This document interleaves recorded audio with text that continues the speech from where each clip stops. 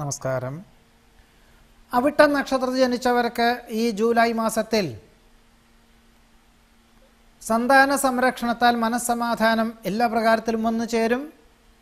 മക്കളോടൊപ്പം വിശേഷപ്പെട്ട ദേവാലയ ദർശനം നടത്തുന്നത്, വളരെ ആധ്യാത്മിക പ്രഭാഷണങ്ങൾ കേൾക്കുന്നത്, പല വിധത്തിലുള്ള ദുഷ്ചിന്തകളെയും അതിജീവിക്കുവാനും മിഥ്യാധാരണകളെ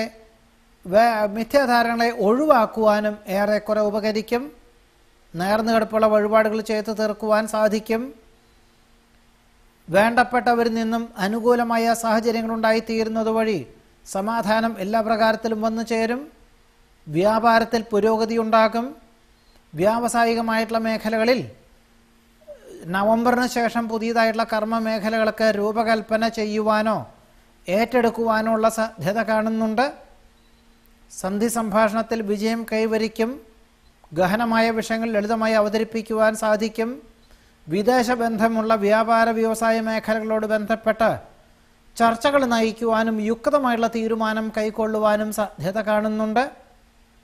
വസ്തുതർക്കം പരിഹരിക്കുന്നത് വഴി ലഭിക്കുന്ന പൂർവികമായിട്ടുള്ള സ്വത്തിൽ ചിങ്ങമാസത്തോടുകൂടി ഗൃഹനിർമ്മാണ പ്രവർത്തനങ്ങൾ തുടങ്ങി വയ്ക്കുന്നതിൻ്റെ വേണ്ട ഏർപ്പാടുകളൊക്കെ ചെയ്യുവാനുള്ള സാഹചര്യങ്ങളുണ്ടായിത്തീരും.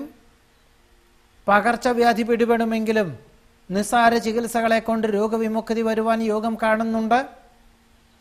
വ്യാപാര മേഖലകളിൽ നിന്നും പുതിയതായിട്ടുള്ള ആശയങ്ങൾ അവലംബിക്കുന്നത് വഴി പുതിയതായിട്ടുള്ള ചില കർമ്മ പദ്ധതികളൊക്കെ രൂപകൽപ്പന ചെയ്യുവാനും പണം മുതൽ മുടക്കുവാനും തീരുമാനിക്കും.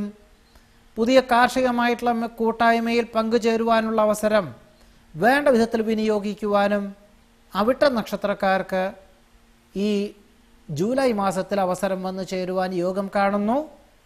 നമസ്കാരം.